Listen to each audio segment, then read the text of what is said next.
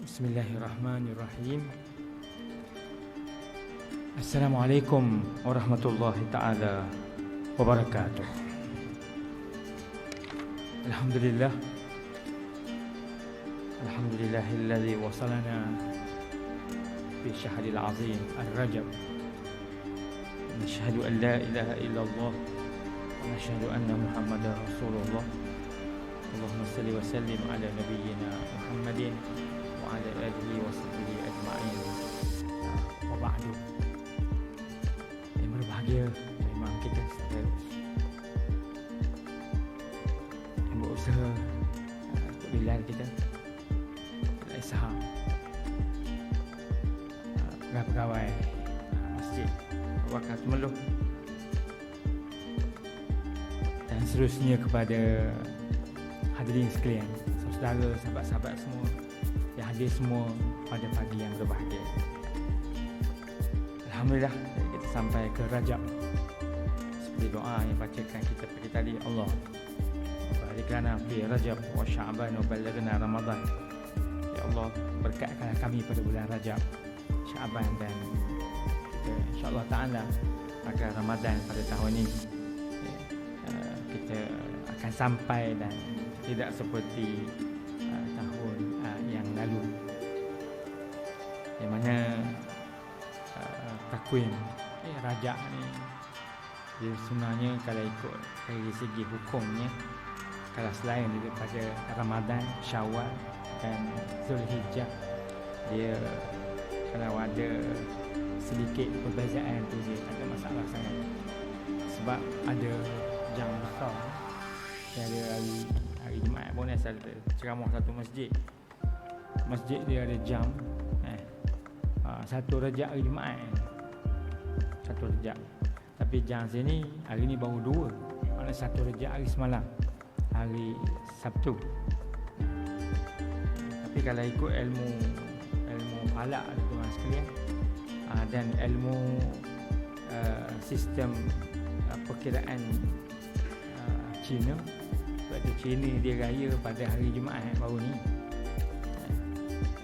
pada hari Jumaat. Cina ni selalunya hari raya dia jatuh kepada 29 hari bulan Islam kita. Sebab Cina kan dia pakai bulan Islam, bukan dia pakai bulan, dia tak pakai bulan Islam tau. Dia perkiraan dia pakai bulan. Satu hari bulan dia tu mesti hari raya dia mesti sama ada satu hari bulan baru, bulan Rejab, atau dia awal satu hari. Sebab dia kira daripada ijtimak, dia tak kira macam kita kan. Kita penentu bulan baru pada setiap awal bulan, iaitu perkiraan kita mesti bermula daripada ijtimak dia panggil. Dia setiap bulan matahari bumi dia ada satu garisan, itu dipanggil ijtimak. Makna kan dalam Quran kata la syamsu yang barilha antudrikal qamar walal lailu sabiqun nahar wa kullun fi falakin yasbahu. Itu dia ada satu garisan. Jadi satu garisan ni dipanggil ijtimak. Orang Cina raya dia kira ijtimak tu bulan baru dah. Ijtimak tu bulan baru. Ijtimak ni dia tak ada masalah tuan sekalian. Kadang ijtimak ni pagi boleh. Kalau macam sekarang, macam kita bulan Islam, ijtimak bulan Ramadan, dia boleh subuh boleh. Subuh boleh. Kita tapi dia tak jadi bulan baru. Kita kena tengok maghrib sekarang. Maghrib jadi penentunya. Penentu. Maknanya kalau maghrib tu cukup tak cukup syarat, barulah hari esok tu Ramadan. Esok ni bulan Sya'ban macam tu lah. Dia memang eloknya ijtimak ni awal. Sebab kalau inilah Cina dia ada cara dia sendirilah, tak tahu macam mana perkiraan dia, tapi dia mengambil kira ijtimak tu bulan baru. Selalunya ijtimak ni 29 bulan dia ijtimak lah. Dia berhimpun ada satu garisan.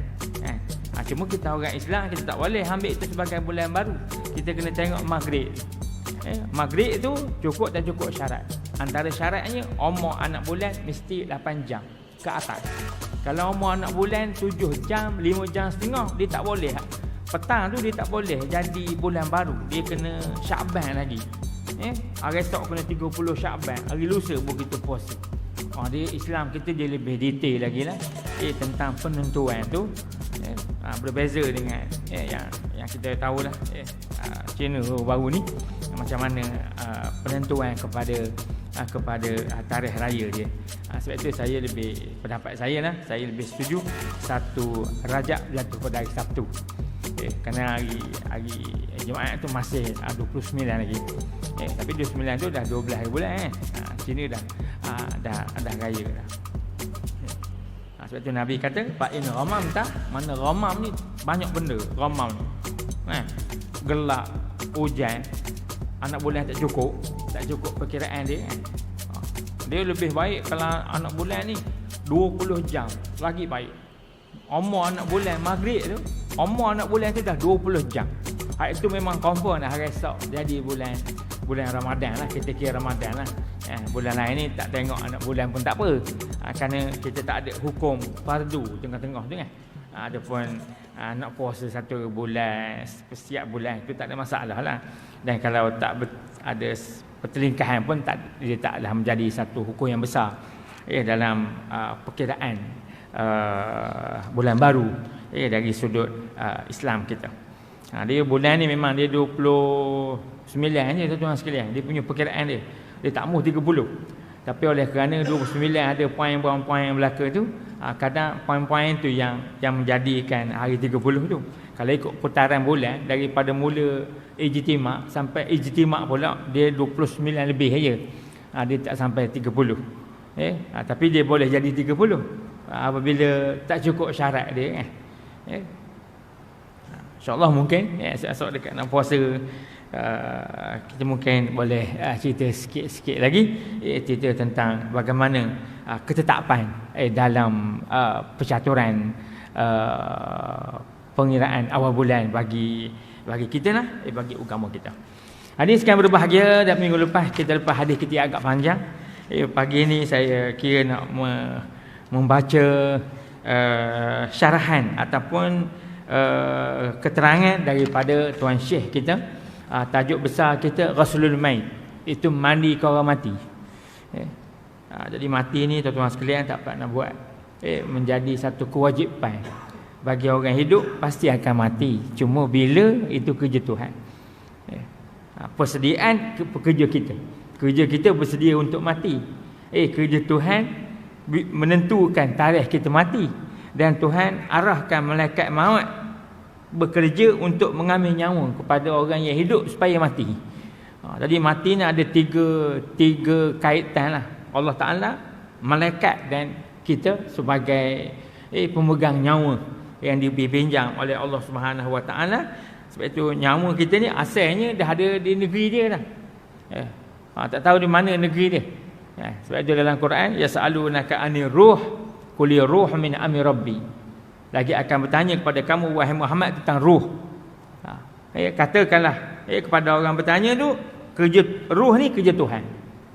Min amri rabbi, bukan kerja orang. Tapi Allah Ta'ala kata wa ma utitu minal ilmi illa qalila. Tidak diberikan ilmu tentang ruh kecuali sikit-sikit ada orang. Jadi mungkin ada orang tahu tarikh mati orang, tapi tak ramai lah.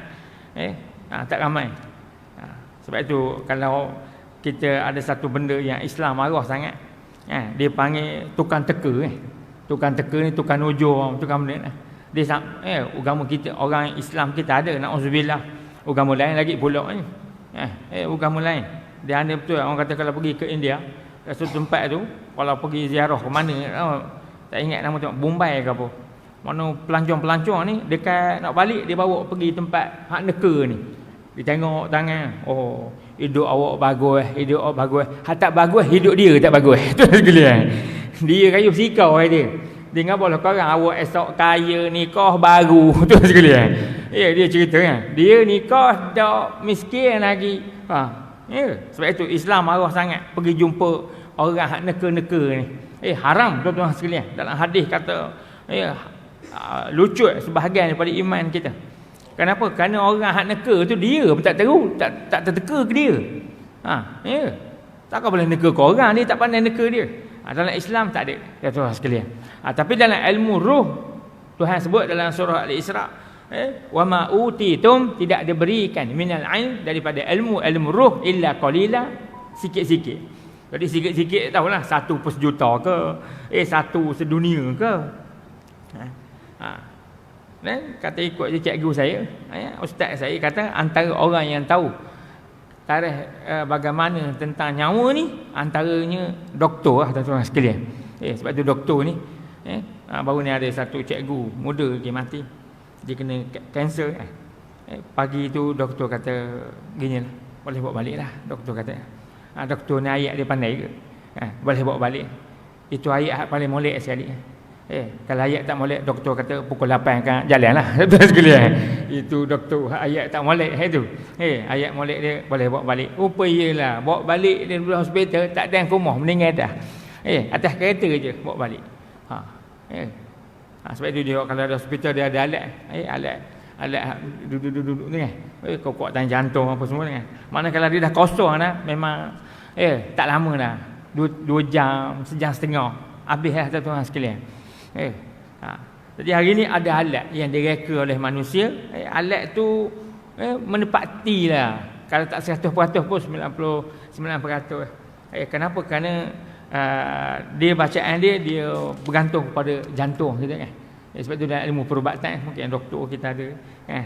Dalam ilmu perubatan ni, mati ni dia bergantung pada jantung. Mana berhenti jantung, habislah. Habis. Dia kira tak hidup dah manusia kan. Dan manusia ni pada hukumnya bila dah mati dia tak mahu dah hidup. Sebab tu kalau kita mungkin hari ni cerita pasal mandi orang mati tahan. Orang baru mati kita mandi je. Kalau ada hospital mayat dalam peti air tu dah 4 tahun dia. Tak mahu hidup balik, ngetuk pagi-pagi kuat raya betul dah dalam ini. Tak mahu dia. Sebab tu ada orang cerita kan. Ada doktor ni, dia ni penakut sangat. Kalau tengok filem hantu, menjerit kuat sangat. Tanya dia mak dia, ngapa awak tengok filem takut sangat?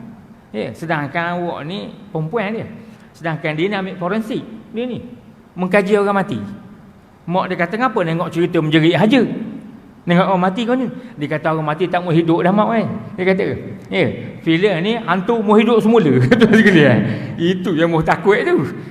Orang mati tak mau dah. Mana mati sudah lah. Kita buatlah guna atas mayat tu kan. Kerat, potong, tebuk. Dia tak mahu dah. Dan memang mati ni dia sekali je tuan-tuan sekalian. Dia tak mahu 2-3 kali. Kecuali di dalam syurga, dalam neraka esok, la yamutu fiha wala yahya. Itu tak tahulah tuan buat macam mana. Orang dalam neraka esok mati pun dak, hidup pun dak. La yamutu fiha wala yahya. Macam mana cara itu kita tak dapatlah tuan-tuan sekalian. Kita serah kepada Allah Subhanahu Wa Taala untuk menentukan bagaimana keadaan hidup di sana. Sebab hidup di akhirat esok tuan-tuan sekalian, kita bukan hidup sebuah dunia ni. Dunia yang baru. Baca dalam surah Insan kita baca pagi Jumaat kan. La yarawna fiha syamsan wala zamharira. Kita bangkit pada mahsyar esok. Pergi ke syurga tuan-tuan sekalian. Syurga dia tak ada dah matahari. La yarawna fiha, tak ada dah syamsan, tak ada zamharira, salji pun tak ada. Dia tak ada. Tuhan buat dunia yang baru. Dengan cahaya yang baru, tak tahu macam mana Tuhan buat. Wallahu alam dengan kecanggihan. Sebab itu dalam surah Insan, wa idza ra'aita samma ra'aita na'iman wa mulkan kabira. Bila melihat di sana di syurga, kamu akan melihat na'iman wa mulkan kabira. Keindahan dan satu kerajaan yang baru yang hebat sangat. Mulkan pemerintahan azimah, besar sangat. Allah Ta'ala buat alam yang baru, dunia yang baru. Dari bagi ahli syurga memang hiduplah tuan-tuan sekalian.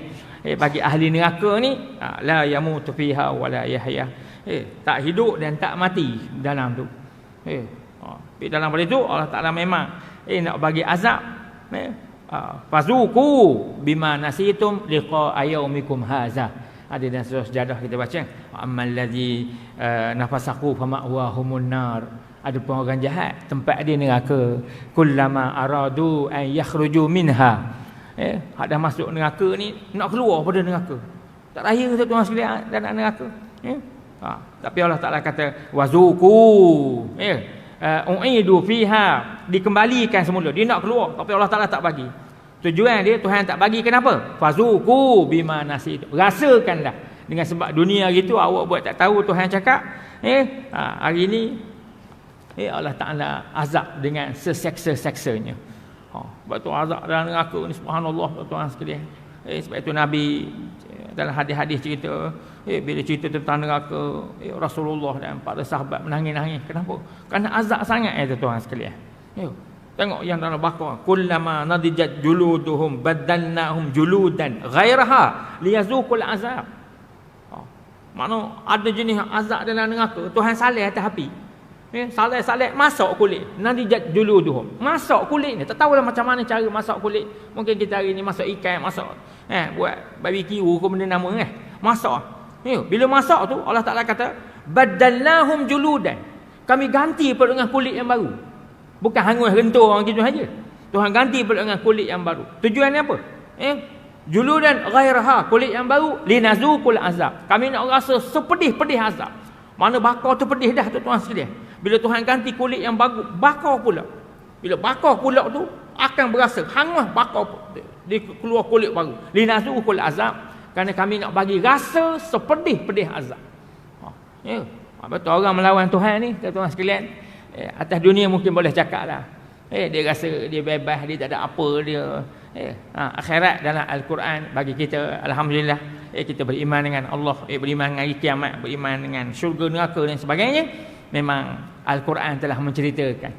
Walaqad sarrafna fi hadzal Qur'ani lin-nasi min kulli masal wa kana al-insanu aktsara shay'in jadala. Dan surah Kahfi selalu kita baca hari Jumaat sekarang. Dan kami telah terangkan dalam Al-Quran segala-galanya. Tapi segalanya bagi orang yang pandai lah. Tuan sekalian, Allah Ta'ala ni dia semua benda ni dia semua benda atas dunia ni nak kena usaha. Mesti dia tak boleh supaya hasilnya kita ni duit kan. Tapi nak mendapat duit tu macam-macam. Kalau getah toreh dulu, kalau sawit tanah dulu, kalau derian tanah dulu, kalau kerja melombong korek dulu, baru jumpa. Dia tak mau. Lepas tu keluar tu dia keluar benda lain dulu. Keluar benda lain dulu. Mana getah keluar susu dulu, sawit keluar buah dulu, emas tebuk bukit dia keluar tanah dulu. Jadi Allah Ta'ala nak dapatkan hasil duit tu, dia mesti dengan usaha. Dia tak ambuh keluar terus, dia tak ambuh. Dia mesti keluar benda lain dulu. Supaya apa? Supaya kita semua ni ada usaha tuan-tuan sekalian. Sebab tu ayat yang Tok Imam kita baca tadi, wa anfiqu mimma razaqnakum min qabli an ya'ti ahadakumul maut fa yaqul rabbi laula akhartani ila ajal fa asaddaqa wa akum minas salihin. Itu belum kiamat lagi. Dekat nak mati esok. Kita ni bila hari kita mati tu, malaikat maut datang. Masa hari kita nak mati tu, masa kita nak mati masa malaikat maut datang tu, kita beritahu pada malaikat maut akhartani ila ajalin qarib. Kita pula boleh cakap ke malaikat maut, datang petang karang boleh. Contoh macam itulah. Mana akhartani tu boleh tak datang kenian sikit. Tak kira lah kenian sikit tu 10 minit ke 15 minit ke sejam ke 2-3 jam ke. Tujuan apa? Fa asaddaqa, aku nak sedekah habis harta benda aku, wa akum minas salihin, dan aku nak jadi orang baik. Mana dekat nak mati, Allah Ta'ala kisahkan bahawa semua orang nak jadi orang baik. Tapi atas dunia ni tengah hidup tak ingat jadi orang baik. Melawan Allah, kelahi dengan orang. Tuan-tuan sekalian, perintah Tuhan tak jalan, tak ikut dan sebagainya. Tapi dekat nak mati, Allah Ta'ala dah cerita dah. Sebab tu Quran ni dia mencerita segala-gala. Tapi segala tu, semua segala tu kena cari. Sebab dunia hari ni emas ada dalam tanah, tapi kena cari. Biji besi ada dalam tanah, kena cari. Nama dia timbul sendiri, tak jumpa. Minyak bukan senang. Petronas kau ada buat rombongan masjid Balik Gantang, lama dah pergi ke Petronas Kertih yang kau negeri cara dia nak mencari minyak dalam laut kan, dalam kapal, kapal. Lepas tu dia ada belalai. Belalai tu akan lalu dia kesan, dia scan dalam bumi nak arah mana ada minyak. Kapal saja beratus juta harga kapal. Bukan pakai buat nyeberang sungai saja tuan sekalian. Hari ni tak ada benda dapat. Pakai ni buat jala boleh lah tuan sekalian. Tapi nak cari minyak dan laut model berbilion model. Hasil daripada model yang besar tu, alhamdulillah. Allah Ta'ala kurniakan. Cuma orang kata Arab Saudi pada tahun berapa? 50-an. Orang kata Arab Saudi je Tuhan takdir ke minyak dia keluar belakang rumah. Tuhan sekalian. Negeri lain tak ada. Arwah Ustaz Zahak kata, Raja Abdul Aziz dulu, masa Abdul Aziz tu miskin sangat. Abdul Aziz naik kuda Bayangkan daripada Ara'an nak pergi ke Jizan 1,200 kilo tu memang jauh. Ara'an ni paling utara sekali. Sebab itu Arab Saudi ni kalau orang cerita di Arab Saudi ada salji, memang betul. Belah utara tu dia sama parah dengan Jordan, Iraq, dengan benda dia sama parah. Dia punya kedudukan latitude dia tu kan. Dia sama memang betul. Arab Saudi ada salji, tapi Arab paling atas nama Ar, Ar. Hak paling bawah namanya Jizan. Itu hak paling bawah sekali dekat dengan Yaman. Malik Abdul Aziz naik kuda masa itu. Kuda pergi ke sana, timur ke barat. Daripada Dahran nak sampai ke Jeddah 1,000 lebih kilo tu Tok Imam. Pada hujung sekali dekat dengan Kuwait tu kan. Nak sampai ke Jeddah, mana melentang 1,000 lebih kilo, atas ke bawah 1,000 lebih kilo. Malik Abdul Aziz bukan dia kaya zaman dia. Naik kuda geriguk-geriguk. Masa apa kenderaan tak ada pada ketika itu. Jadi Allah yarham Ustaz Hawak cerita. Dia kata Raja Saudi minta lah masing-masing semua berdoa kepada Allah Ta'ala kerana kita ni ingin memajukan kedua tanah haram. Dia minta. Dulu kata tengok sejarah Mekah. Saya dah dapat video tahun 1900 berapa lah. Tuan sekalian. Safa Marwah ni tak ada apa pun. Tak ada bangunan. Bangunan ada sekarang baru. Bangunan macam masjid kita banyak ni kan. Baru tuan sekalian. Dulu tak ada. Bukit je. Bukit Safa, Bukit Marwah. Orang naik bukit tu, menderu ke Safa. Daripada Safa, menderu ke Marwah. Bangunan tak ada, atap tak ada. Bukan macam sekarang. Hari ni kita pergi, aircon sedap. Boleh pergi. Kan? Tak ada tu tuan sekalian. Pakai gitu je. Nampak bukit, turun bukit je. Nampak bukit. Dengan batu kerikilnya, dengan apa. Batu pengorbanan Siti Hajar. Sehingga hari ini Safa Marwah tu menjadi rukun haji umrah sampai kiamat. Kenapa tuan-tuan sekalian? Kerana susahnya. Bayangkan zaman Siti Hajar itu hari, tak tahu beribu tahun dah. Mau pergi 4,000 tahun yang lalu punya cerita kan. Daripada Safa Marwah. Dulu orang kata kalau awal-awal dulu, Safa Marwah ni dia lalu air.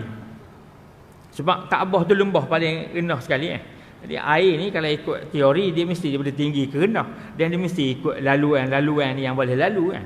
Mana antara kalau kita dulu orang ke Mekah dulu dipanggil Babus Salam. Babus Salam tu laluan air. Mana kalau lepas banjir tu tuan sekalian, ni habis ni jalan lekak ni. Kena bertamu yang pula ni. Safa Marwah tu. Bukan senang. Hari ni alhamdulillah okey dah. Itu kajian Saudi ni ada arwah cerdik dia. Sekarang ni kalau air hujan datanglah selebat-lebat 7 hari 7 malam hujan, air tak masuk dalam masjid. Dia dah buat dah laluan air tu, dia masuk tepi depan pada istana raja kan. Dia tebuk macam tu, dia hantar ke tempat nama Kudai. Dia hantar lebih kurang 20 kilo. Jauhnya daripada Mekah tu, dia pakai tak tahu terowong mana dia buat bawah kan. Mana datanglah hujan selebat-lebat. Dia dah buat dah dia punya perkiraan dia. Dulu subhanallah. Sebab tu zaman Saudi ni dia mula naik bergaya sikit zaman Faisal. Malik Faisal. Malik Faisal ni raja ketiga dah. Dia mula Malik Abdul Aziz, lepas tu Malik Saud, lepas Malik Saud Malik Faisal. Masa Faisal tu minyak keluar dah tapi tak banyak lagi. Kemudian lepas Faisal tu Khalid. Lepas Khalid tu baru Malik Fahad. Malik Fahad ni dia dah kaya. Tu dia buat tausiah pembesaran masjid tu kan. Sebelum tu bangunan gitu hadirin sekalian. Jadi mungkin ada lah tempat-tempat yang Allah Ta'ala bagi dengan cara yang mudah, tapi kebanyakannya wa alaysa lil insani illa ma sa'a. Kita kena ingat tuan-tuan sekalian, insya-Allah mungkin ada ustaz lain ataupun dalam kitab kita ada punca rezeki Tuhan sebut dalam Quran 8 punca rezeki. Ada rezeki umum. Wa ma min dabbatin fil ardh, itu umum. Semua orang boleh makan itu. Orang Melayu boleh makan, orang Islam boleh makan, orang kafir boleh makan. Tok lebay Sami boleh makan, tok lebay semua boleh makan. Perampok boleh makan, penyamun boleh makan. Tengah merampok boleh makan lagi. Ini sekalian. Kalau kira tengah merampok molek Tuhan cekik leher mampus tu dah tengah merampok boleh lagi roti canai 2 keping dia rezeki ni macam-macam. Ada rezeki umum, itu semua dapat. Kemudian ada lagi sumber rezeki, Allah Taala kata wa allaisa lil insani illa ma sa'a. Adapun rezeki ni kena cari. Benda hak dia cari dia dapat. Ini siapa cari dia dapatlah. Seperti kita sekarang musim ikan mungkus kan. Siapa nak jari dapat kan. Siapa tengok atas tebing tak ada satu sekali pakat tengok tak dapat. Itu kena cari. Tak kira nak cari benda, cari durian, cari apa kan. Itu semua kena cari. Ada rezeki datang pada sedekah. Datang pada sedekah. Allah Taala kata apa sana? Man zal ladzi yuqridullah qardan hasanan fa yudha'ifahu lahu. Ada rezeki. Ada rezeki yang tak sangka-sangka. Ini ramai orang nak tapi tak dapat. Betul sekali dalam Quran. Tapi syarat dia Tuhan dah sebut dalam Quran. Mudah aja. Wa man yattaqillah yaj'al lahu makhraja. Syarat nak dapat rezeki yang tak sangka-sangka, orang tu mesti bertakwa kepada Allah Taala. Itu syarat. Kalau orang tak takwa memang tak dapat. Tuhan tak bagi. Tuhan bagi jalan lain. Tuhan bagi jalan umum tadi, Tuhan bagi jalan dicari, dia dapatlah. Tapi rezeki yang tak semena-mena ni, min haitsu la yahtasib ni, hak ini satu anugerah daripada Allah Subhanahu Wa Taala. Ni orang silap faham. Ada itu hari orang ni saya jumpa kenuri, dia pakai seluar pakai lutut Tok Imam. Kata budak khabar, ustaz dia ni canggih sikit. Saya kata benda canggih ni. Rupanya dia cerita, dia tak tahu saya ustaz. Dia kata kita hidup ni, dia kata. Rupanya kalau dah selawat banyak, dia kata rupa tak payah semayang dah. Saya kata boleh tak dia ni. Dia kata tok guru saya di Pulau Pinang, dia cerita tok guru saya tak ada kerja, duduk di rumah selawat je. Subhanallah. Selawat Allahumma salli ala Muhammad, Allahumma salli ala Muhammad. Pagi orang hantar nasi lemak. Selawat petang kan orang hantar pula tu nasi goreng ke benda ke ayam ambiak petang malam kerak pesambur. Dia kata tak payah semayang rupanya. Jadi dia ni tak faham kaedah rezeki. Rezeki ni dia bukannya min haitsu la yahtasib dah. Bukannya rezeki tak disangka-sangka. Tapi itulah benda yang orang minta sangat supaya dapat. Cara Tuhan dah sebut dah. Sebab tu dalam Quran ni lengkap. Hadirin sekalian. Masuk lengkap ni semua ada. Cuma kita ikhtiar carilah macam mana nak mendapatkan. Baik, kita pergi kepada masalah dalam bab mandi orang mati. Dalam bab 231 masalah dia kata mandikan mayat itu fardukah? Fardu ke tak mandikan mayat ni? Tuan kita kata Imam Nawawi rahimahullahu taala bermula memandikan mayat itu fardu kifayah, telah ijma' sekalian muslimin. Maksudnya fardu kifayah lah. Fardu kifayah ni untuk siapa? Untuk orang yang hidup. Adapun untuk orang mati memang mandi dia wajib. Wajib memandikan mayat. Wajib ni dalam keadaan tenang lah. Dalam keadaan tak tenang tak wajib juga. Tak wajib kan ni. Contohnya macam berlaku tsunami 26 bulan 12 tahun 2004 di Aceh mati beratus-ratus ribu. Itu tak mandi. Saya berapa kali dia pergi ke Aceh, pergi rombongan, ikut orang pergi. Mayat pakai tolak mendazah je. Tolak ubuh dalam lubang besar. Itu tak mandi. Yang kedua, contoh seperti mana Tanjung Kupang tahun 78, kata silap saya, kapal terbang jatuh di Johor tu kan. Mayat dah berkecai. Itu pun tak mandi. Di kompor-kompor ubuh dalam bekas. Tak mandi itu. Sebab mayat dah bercampur. Kemudian mayat hilang, MH370. Kita pun tak tahu macam mana keadaan wallahu alam. Tuan sekalian, orang putih buat satu rancangan Tok Imam, macam mana cara nak jumpa kebetul buat MH370. Dia buat satu rancangan, tajuk dia Drain the Ocean, kering kain laut. Orang putih punya kepala otak. Dia punya plan ni kan, Drain the Ocean, mana kering ke laut. Haruslah jumpa kapal terbang tu di mana. Tapi nak kira nak letak mana air laut. Sedut naik ke darat, habis darat. Bahkan dunia ni 2/3 daripada dunia air laut. Cuma dia punya andaian dia. Dia tak dapat kesan sampai ni. Itu hari kata masa banjir, di kampung mana di Jerantut ni, Kuala Lipih. Kampung mana yang mati Kadik Ibrahim tu? Bukan kampung Pisang, bukan gua bukan. Dia ada jembatan. Allah SWT yang kata jumpa perahu baru ni. Jumpa perahu zaman orang putih hari tu.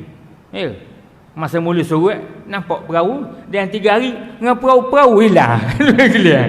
Tak kena gaya osong dia orang. Wallahu alam. Hadirin sekalian. Okey, mandikan mayat ni hukum bagi orang hidup. Sebab orang mati dia tak ada hukum dah. Orang hidup ada hukum. Jadi hukum mandikan mayat ni fardu kifayah. Masuk fardu kifayah, cukup dah 2 orang sekampung, 3 orang, selesai dah. Melepaskan tanggungjawab kepada orang lain. Terlepaslah tanggungjawab tu. Okey. Mandikan orang mati, siapakah yang paling utama sekali? Dia kata sini, kata Imam Nawawi rahimahullah dalam kitab dia Syarah Muhazzab, bermula asal pada memandikan mayat ialah laki-laki memandikan laki-laki dan perempuan mandikan perempuan. Maka jika mayat itu laki-laki, maka yang lebih aula yang memandikan orang yang mandikan iaitu orang yang aula mensemayangkannya. Aula mensemayangkannya atasnya dan isterinya. Dia sama je. Tak perlu kerana kita biasalah kampung ke di bandar kan. Kita nak mati dah ada grup mandi. Mana orang yang paling baik sekali? Orang yang paling aula mensemayangkannya. Orang paling aula semayangnya keluarga lah. Sebab itu imam semayang mayat ni, walaupun imam besar, contoh imam kita kan, ada saudara kita mati, ada jemaah kita mati, tak kira taman mana contoh, anak dia ada, tok imam pun ada. Dari segi keutamaan, anak dia lebih utama daripada tok imam lagi. Jangankan imam Masjid Abu Bakar, imam Masjid Mekah datang ke rumah kan, kita kenal dia datang. Dia datang pun dari segi hukum tak ada masalah. Kalau dia jadi imam tak ada, kita suruh tok imam jadi imam, tak ada masalah. Dari segi keutamaan, orang yang paling utama mensemayangkan si mati ialah anak dia. Itu paling utama sekali bagi laki-laki lah. Perempuan tak masuk dalam cerita ni. Gitu juga mandi. Dia kata orang yang paling aula mensembahyangkan atasnya dan isterinya. Isteri boleh memandikan mayat suami. Dan jika ada laki-laki yang tiada beristeri, dia mati bujang ataupun isteri mati dulu ke, maka yang aula baginya bapa, kemudian tok. Dia lebih kurang hukum ni jugalah. Hukum apa ni? Nikah ni kan. Dia panggil ijbari kan. Tapi bab mandi ni kalau mayat tu lelaki, ayah dia orang lelaki tak perlu nikah dengan ada ayah kan, orang perempuan je nak wali. Tapi dalam bab mandi dia sama. Mana yang paling utama sekali ayah dia dan atuknya, kemudian barulah anak laki-laki dan sebagainya. Kemudian bapa saudara, ini turunan-turunan dia lah, bawah-bawah dia. Okey, habis bab itu. Memandikan mayat perempuan, siapa daripada perempuan yang memandikannya. Kata Imam Nawawi tersebut dalam kitab Syarah Muhazzab, apabila mati seorang perempuan yang tiada baginya suami, mungkin dia tak nikah atau suami dah mati, memandikan dengan dia oleh perempuan-perempuan zawil arham. Itu lebih baik. Zawil arham tu keluarga lah. Keluarga adik-beradik, siapa lagi? Zawil arham ni kalau kira dalam bab pesaka, orang dapat pesaka lah. Kalau dalam bab keluarga, orang yang tak kalau campur lelaki perempuan, orang tak batal semayang, adik-beradik, mak saudara, itulah. Mahram, zawitul arham yang mahram, seperti ibu, anak yang perempuan dan sebagainya. Habis bab itu. Masalah laki-laki memandikan isteri, adakah harus? Kata Imam Nawawi rahimahullah, harus bagi suami memandikan isteri dengan tiada khilaf ulama. Suami boleh memandikan isteri dia. Mungkin tengah hidup isteri tak beri. Tok lelaki minta, boleh abang mandi kau? Tak payahlah. Tak apa. mati esok abang mandi kau. Terus beri je mandi sekali. Itu betul sekali. Tak boleh cubalah ayat tu balikkan. Dia tak mau beri selama ini. Kalau awak mati esok. Abang tolong mandikan. Baik. Dia kata sini orang yang memandikan itu apa syarat? Dia kata sini, kata Imam Nawawi rahimahullah, kata Mu'azzab telah berkata ashab kita Syafi'i disyaratkan bagi orang yang hendak memandikan itu beberapa syarat. Pertama, keadaan dia Islam. Itu mesti. Jika mandi tu orang Islam lah. Kalau mandi tu orang tak mati tak Islam tu cerita lain. Yang kedua, jangan ada orang tu membunuh orang mati tu. Mana dia bunuh kawan tu. Sebab dia kata sini, kata mutawalli dan lainnya, apabila membunuh seseorang, ia akan warisnya, maka tiada baginya hak pada memandikan dan mensemayangkan atasnya, dan tiada pada tuntutannya. Na'udzubillah, kata orang sekalian, orang bunuh orang. Bunuh orang ni kalau adik-beradik lain cara. Kalau bunuh ayah, lagi pulaknya harta tak dapat. Kalau bunuh ayah dia bunuh dengan sengaja lah. Bunuh dengan tak sengaja ni, contoh kita bawa kereta dengan ayah kita kan. Ada kes lama tu meluh. Kes lama lah. Dia bawa ayah nak pergi haji. Haji ikut umrah kita. Melanggar, dia bentur. Mati ayah dia hidup. Dia hidup. Dia cerita ke orang lah. Ke saya tak pernah cerita. Dia cerita ke dia berumur lah. Dia pun tak tahulah ada ke tak lagi orang tu. Dia cerita ke kawan-kawan ni. Dia kata dia tak dapat pesaka. Sebab dia kata sebab dia ayah dia mati. Itu dipanggil tak sengaja. Itu dia yang bunuh dengan dia lain dalam Islam, dalam Quran, wa man yaqtul mu'minan muta'ammidan. Dalam Islam dia ada kena apa sengaja tak sengaja. Bila tak sengaja tu dia banyak hukum-hukum kaitan. Kalau dulu dalam bab haji, sentuh laki-laki perempuan, lamis wal malmus, kalau tak sengaja dululah, tapi sekarang tak dah. Sekarang peraturan undang-undang baru ni tak kira sengaja tak sengaja, tak batal dah. Sekarang ni kalau kita pergi ke Mekah kita ada wuduk, kita tersentuh, tak kira lah. Tersentuh tu sama ada isteri kita atau wanita-wanita yang lain. Dulu tak sengaja, yang tak sengaja tak batal. Tapi sekarang ni dia ada pendapat baru, tak sengaja pun tak sengaja atau tak sengaja tak batal. Dia hukum ni kadang-kadang tuan-tuan dia berubah. Ada benda yang boleh berubah lah. Tapi haji katanya dah ada Cik Mat. Dalam online dah ada. Tapi buat satu ni je. Siapa yang dapat pergi, dia ada dalam semula pun ada.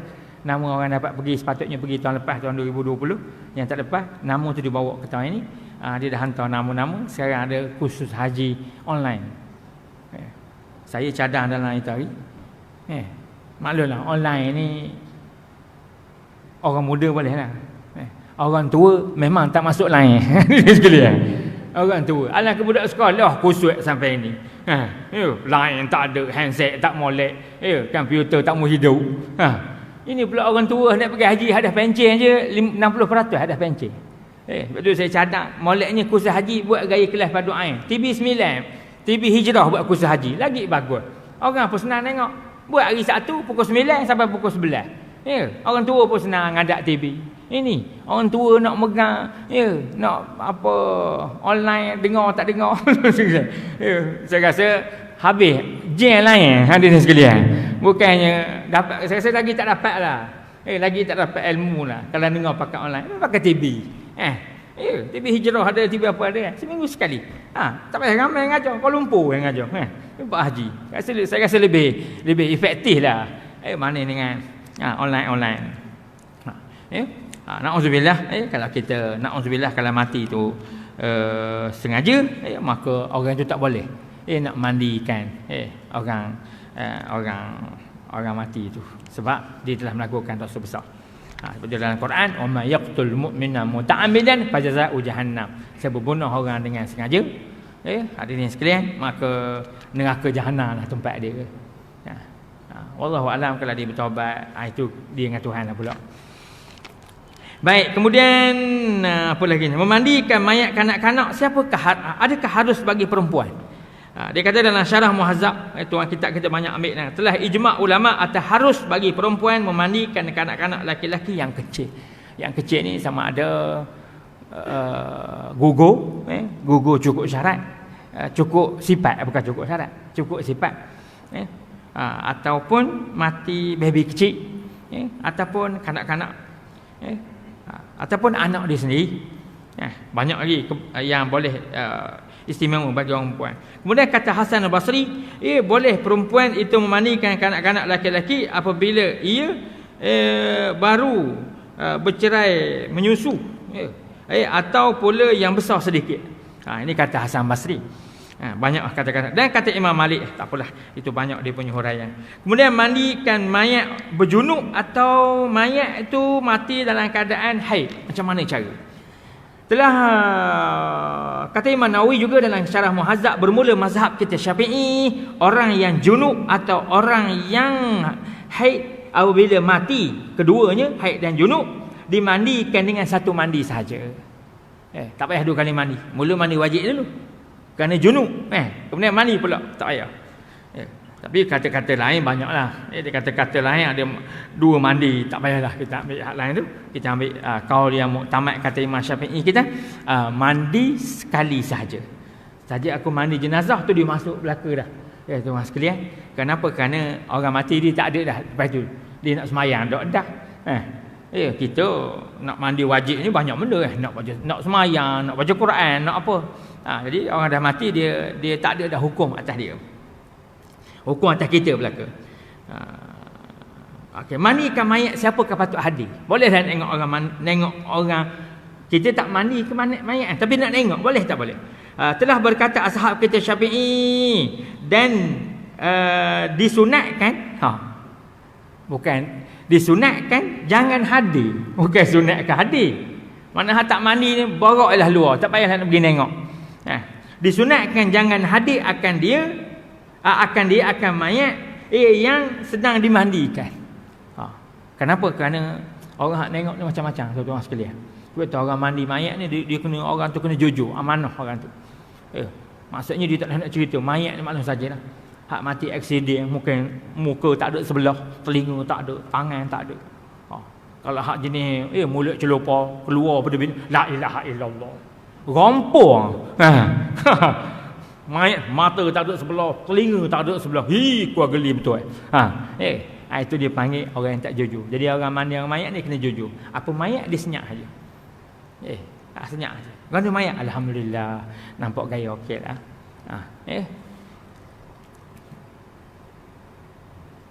Ada sini mayat pakai baju. Boleh tak boleh? Jawapannya boleh. Dia kata sini tutup aurat. Dalam ketika mandi itu paling-paling tidak kena tutup antara pusat dengan lutut. Dia kata sini boleh tak boleh orang mandikan mayat tu nengok aurat mayat? Jawapan yang tak boleh juga. Orang mandi dia tak boleh. Dia tak boleh tengok aurat antara pusat dengan lutut. Pusat dengan lutut ni Tuhan buat special untuk orang kita Islam. Yang boleh tengok tu bini kita yang boleh tengok. Dan ketika berubat, itu lain lah. Orang ni pula bisu punggung, orang ni doktor nak ngerat ni, mun tak pandang, lari yang kerat. Balik-balik lah, benda lain potong ke doktor. Pasal apa lah tak mana? Pakai tancah gitu saja. Dia ada kebenaran tu ada. Punya datang ke rumah, tak memang.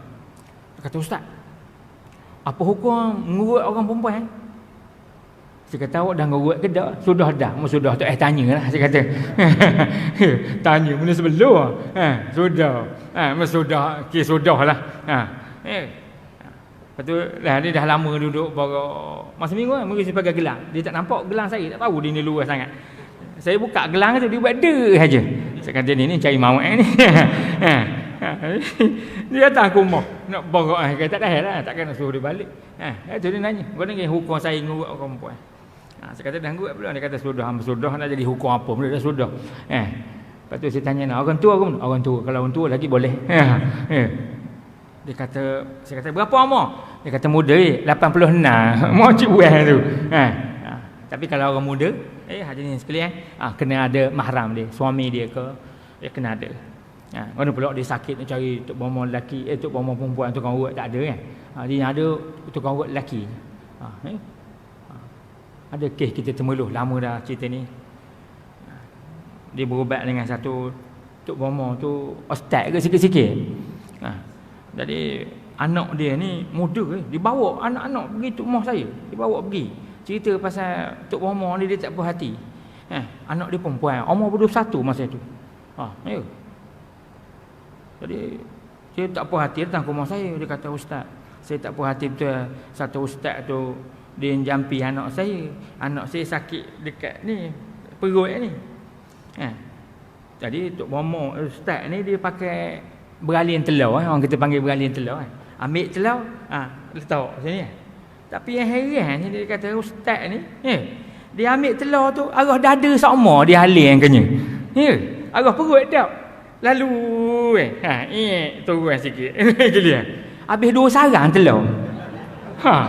60 biji. Habis telur. Lalu arah bonggol ni. Saya kata marah ni jangankan 2 sarang, 5 sarang daya.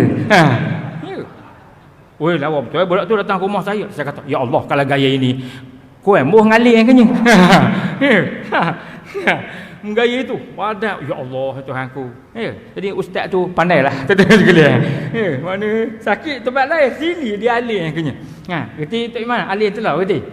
Tak pandai. Orang sini panggil tok imam tak tahu benda kan. Orang sini panggil alien telur dia panggil. Telur tu kira penyakit tu masuk dalam telur tu lah. X-ray lah, X-ray zaman dulu. Scan. Dia scan arah ini saja. Kata dah ayah dia kuat gerang tapak surah dah, tapi guna pula dia tak bomo. Tenang bentang perasaan je lah. Sebab itu jauhi daripada fitnah dan sebagainya. Ini kenapa? Kerana dia boleh mendatangkan banyak perkara-perkara yang kurang baik lah. Okay. Akhirnya dia kata mengambil air semayang bagi orang mati. Kata Imam Nawawi rahimahullah, berkata ashab kita Syafi'i, dan dimasukkan oleh orang yang memandikan itu sesuatu daripada air ke dalam hidung, dan juga boleh mengambil air semayang kepada si mati. Dan kalaulah keluar ada sebelah sini, dia kata kalau dah mandi mayat tiba mayat tu keluar air kot punggung, atau keluar air mani kot kemaluan dia, keluar air kencing adakah batal? Muktamadnya tak batal lah. Muktamadnya tak batal. Sebab mayat dia tak ada hukum dah dia. Kalau kita tak boleh dah ambil uduk terkencing, kena uduk pula. Tapi ada juga pendapat kecil-kecil kata kena uduk pula lagi sekali. Dan ada pendapat kecil kata kalau mayat tu keluar air kot punggung kena basuh semula.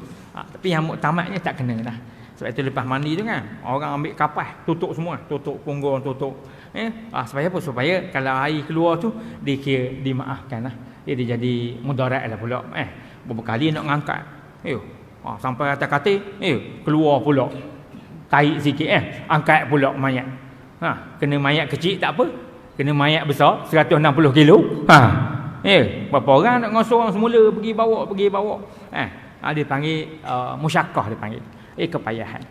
Jadi bila payah tu Islam kita memaafkan. Okey, habis baik itu sebahagian daripada masalah yang berlaku dalam bab membicarakan mandi jenazah. Habis baik itu, kemudian insya-Allah minggu depan ataupun akan datang tajuk dia Atyabul Tib Al-Misk. Sebaik-baik minyak wangi namanya kasturi. InsyaAllah kita semua akan datang. Wallahu a'lam. Aku qouli hadza wa astaghfirullahal azim. Wabillahi hidayah taufik. Assalamualaikum warahmatullahi wabarakatuh.